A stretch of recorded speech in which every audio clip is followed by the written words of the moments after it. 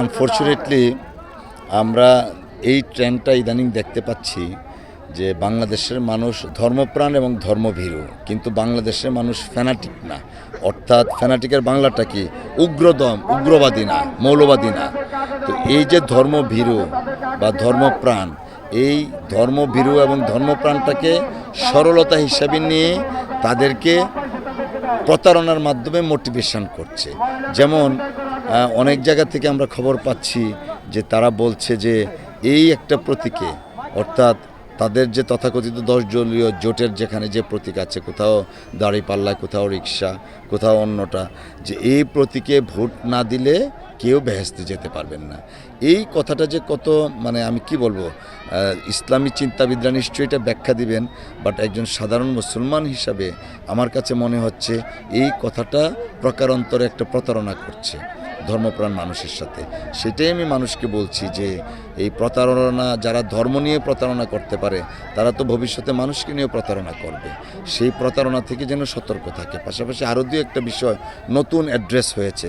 যেমন আমরা লক্ষ্মীপুরে কালকে দেখলাম যে একটা আমি যতটুকু শুনতে পেরেছি, জামাত শিবিরের একজন নেতা বা কর্মী তার কম্পিউটারের দোকানে বসে ব্যালট পেপার বানাচ্ছে এবং সিল, এটা আইন শৃঙ্খলা রক্ষা বাহিনী উদ্ধারও করেছে।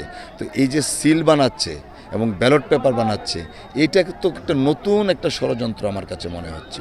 তো সেইটাও আমি আমাদের জনগণকে এখানে আমরা সচেতন করছি। কেউ যদি এরকম অন্যায়ভাবে কিছু কাজ করে, বেআইনি কাজ করে, তারা যেন নিকটস্থ পুলিশ স্টেশনে খবর দেয়। কারণ এই ইলেকশনটাকে ম্যানিপুলেট করার জন্য, ইঞ্জিনিয়ারিং করার জন্য যারা ধর্মকে নিয়ে প্রতারণা করতে পারে তাদের কাছে তো এই ইলেকশন নিয়ে ম্যানিপুলেট করা বা ইঞ্জিনিয়ারিং করা তো কোনো বিষয়ই না। এই কারণে আমাদের প্রত্যেককে সতর্ক থাকতে হবে, সচেতন থাকতে হবে। ইতিপূর্বে যখন ফ্যাসিস্ট সরকার ক্ষমতায় ছিল, বিভিন্ন ধরনের কার্ড দিয়েছে, মুক্তিযোদ্ধা কার্ড বলেন বা বয়স্ক ভাতা, বিধবা ভাতা, এগুলো দিয়েছে। তো রাষ্ট্রের সম্পদ খালি করেছে, কিন্তু প্রকৃত অর্থে যারা এইটার হকদার তারা অনেকেই পায় নাই, বেশিরভাগই পায় নাই। দেখা গেছে তারা তাদের নিজেদের দলীয় লোকদেরকে দিয়েছে, পাশাপাশি তাদের কাছ থেকেও টাকা নিয়েছে। এইটা আমি যখন আমার ক্যাম্পেইন শুরু করি, অনেক মানুষ সেটা কমপ্লেন দিয়েছে। যে কারণে আমি ওপেনলি বলছি যে এই সমস্ত কার্ড নিয়ে, অর্থাৎ রাষ্ট্রীয় যে সুযোগ সুবিধাটা আসবে, এটা নিয়ে যদি কেউ দুর্নীতি করে তাকে আইনের আওতায় নেওয়া হবে। সে যদি আমার দলেরও কেউ হয়ে থাকে তাকেও আমরা ছাড়ব না। চেয়ারম্যান মেম্বার সাহেবরা আছেন, বেসিক্যালি তো প্রান্তিক লেভেলে এই কার্ডগুলো দেওয়া হয় ইউনিয়ন পরিষদের মাধ্যমে এবং তাদেরকে স্থানীয় নেতৃবৃন্দরা সহযোগিতা করে। দেখা যায় যে একজন গ্রামের অসহায় মহিলা, তিনি চিন্তা করেন 2,500 টাকা পাবো প্রতি মাসে, ঠিক আছে 2,000 টাকা দেওয়ালাই যদি আমি কার্ডটা পাওয়া যাই, এই কাজটা কিন্তু করে। এরকম হয়তো কার্ড আসছে 5,000 মানুষের কাছ থেকে টাকা নেই। এই জিনিসটা বন্ধ করার জন্য আমি ওপেনলি বলে আসছি, যদি কেউ দুর্নীতি করে আমি নিজে তার বিরুদ্ধে মামলা দায়ের করে আইনের আওতায় নিয়ে আসব। অনেকেই আছেন যারা হয়তো 6-7 পর্যন্ত পড়াশোনা করেছেন, দুঃখজনকভাবে পড়াশোনাটা আর চালাতে পারেন না, তারা ঘরে বসে তো পয়সা ইনকাম করতে পারেন।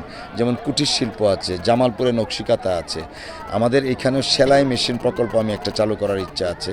সেলাই শিখে প্রত্যেকটা পরিবারকে পর্যায়ক্রমে একটা করে সেলাই মেশিন দেওয়া হবে, যেন তিনারা ঘরে বসে কিছু উপার্জন করতে পারে।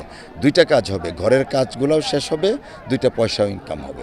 দুর্নীতি না করার জন্য এবং ঘুষ দুর্নীতি বন্ধ করার জন্য শুধুমাত্র অভিযোগ বক্সে না, যা প্রয়োজন সেটাই আমি করব। এই ব্যাপারে যে মাদক কিশোর গ্যাং, এই ব্যাপারে যেমন আমার জিরো টলারেন্স, ঠিক দুর্নীতির বিরুদ্ধে আরও বেশি। কারণ দুর্নীতিমুক্ত সমাজ যখন প্রতিষ্ঠা করতে পারবো, তখনই রাষ্ট্রের যে সুযোগ সুবিধা প্রান্তিক লেভেলে দেওয়া হয় দোরগোড়ায় মানুষের পৌঁছবে। দুর্নীতির কারণে অনেক কিছু পৌঁছে নাই। অতএব দুর্নীতিমুক্ত সমাজ গড়াই আমার লক্ষ্য ইনশাল্লাহ। যে কোনো স্বৈরশাসক বা ফ্যাসিস্ট যারা একনায়কতন্ত্র বিশ্বাসী, তারা করে কি মানুষকে কিছু গিমিক দেখায়, অর্থাৎ বড় বড় কথা শোনায়, বাস্তবে হইলো ফাটা থাকে। যেমন দেশ সিঙ্গাপুর হয়ে গেছে, মালয়েশিয়া হয়ে যাচ্ছে, এরকম অনেক বুলি আমরা শুনেছি। সেটা যখন গ্রাম লেভেলে আসবেন, দেখেন আমরা এখানে যে পাকা মাটিটাও পাকা ফেটে গেছে, এখানে ন্যূনতম মানুষের ব্যবস্থা হচ্ছে না। এগুলো আসলে ফ্যাসিস্ট সরকারদের এটা একটা প্রবণতা, মানুষকে সাময়িক অন্ধ করে রাখার জন্য এই কথা বলায়। আমরা যে কথাটা বলবো, আমরা সিঙ্গাপুর আমেরিকা চাই না, আমরা সুজলা সফলা শস্য শ্যামলা সোনার বাংলাদেশ আমরা গড়ে তুলব ইনশাআল্লাহ।